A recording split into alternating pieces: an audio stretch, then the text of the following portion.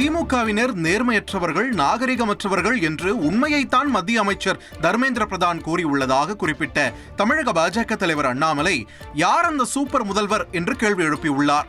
மேலும் இனியும் திமுகவினர் மக்களை ஏமாற்ற முடியாது என அவர் எக்ஸ் தளத்தில் பதிவிட்டுள்ளார். இதேபோல் மாணவர்களை வஞ்சிக்கும் திமுகவினருக்கு தர்மேந்திர பிரதான் சரியான பதிலடி கொடுத்துள்ளதாக மத்திய இணையமைச்சர் எல் முருகனும் எக்ஸ் தளத்தில் பதிவிட்டுள்ளார். மக்களவையில் திமுக எம்பிக்கள் குறித்து விமர்சித்து பேசியதற்கு மத்திய கல்வி அமைச்சர் தர்மேந்திர பிரதான் வருத்தம் தெரிவித்துள்ளார்.